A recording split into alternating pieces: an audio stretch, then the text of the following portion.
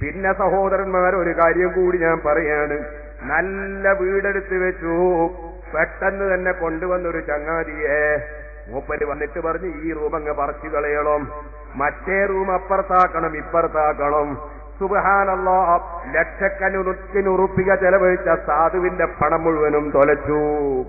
അങ്ങനെ പറഞ്ഞിട്ട് നിങ്ങളെ ബുദ്ധിമുട്ടിക്കുന്ന ചില കക്ഷികൾ അവരുടെ ദേവാലയങ്ങളിലും ദൈവങ്ങളിലുമൊക്കെയുള്ള വിശ്വാസപ്രകാരം, അവരുടെ ദൈവത്തിന്റെയും ദേവാലയങ്ങളിലുള്ളയും ചില വിശ്വാസപ്രകാരം അവരുടെ വിഗ്രഹങ്ങളുടെ തലയും കാലുമൊക്കെ നിൽക്കുന്ന സ്ഥലം നോക്കിയിട്ട്, സുബ്ഹാനല്ലാഹ്, ഞാൻ ഈ അടുത്തൊരു വീട്ടിൽ ചെന്നപ്പോ അവിടെ വണ്ടി കയറാൻ വല്ലാതെ ബുദ്ധിമുട്ട്. ഞാൻ ചോദിച്ചല്ലേ അതിലെങ്ങ് മുറിച്ചാ പോരെ? എന്നോട് പറഞ്ഞ കന്നിമൂലയാ ഉസ്താദേ, കന്നിമൂലയാ മുറിച്ചാൽ അപ്പാട് ഹലാക്കായി പോകും. ഞാൻ ചോദിച്ചു, എന്റെ വീട്ടിന്റെ കന്നിമൂല കണ്ടിനോ നിങ്ങൾ? ഞാൻ ഇതുവരെയും ഹലാക്കാകാതെ ബാക്കിയില്ലേ?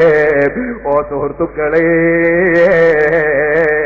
പറയട്ടെ, വീടുണ്ടാക്കുമ്പോൾ നിങ്ങൾ ഏതെങ്കിലും സംഘന്മാരെ വിളിച്ചോ, ആലിമീങ്ങളെ വിളിച്ചോ, അവരെ കൊണ്ട് പ്രാർത്ഥിപ്പിച്ചോ, എന്നിട്ട് അവരൊരു ബർക്കത്ത് വേണ്ടി ഒരു സ്ഥലം കാണിച്ചു തന്നാൽ അത് നിങ്ങൾ നിർണയിച്ചു. അതൊന്നും തെറ്റാണെന്ന് ഞാൻ പറയുന്നില്ല, അത് തെറ്റല്ല. അതുപോലെ തന്നെ എഞ്ചിനീയറിംഗുമായി ബന്ധപ്പെട്ട ചില വിഷയങ്ങളുണ്ട്. കന്നിമൂല എന്ന് പറയുന്ന ഭാഗം ഒരുപക്ഷെ തെക്കൻ വെയിൽ കൊള്ളുന്ന സ്ഥലമായതുകൊണ്ട് അവിടെ അതാ ഇരിക്കുന്നവർക്ക് ആരോഗ്യം കുറയാൻ സാധ്യതയുണ്ട്. അവിടെ വെയിലെപ്പോഴും അടിച്ചുകൊണ്ടിരിക്കുന്ന ഒരു ഭാഗമാണ്.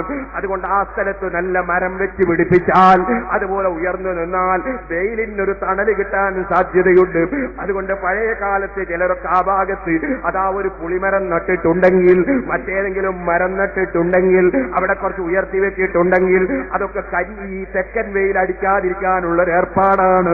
അതൊക്കെ ഒരു അന്ധവിശ്വാസത്തിന്റെ ഭാഗമാക്കിയിട്ട് നിങ്ങൾ വിഷമിക്കേണ്ടതില്ല. ഇക്കാര്യം ഞാൻ സൂചിപ്പിക്കുകയാണ്.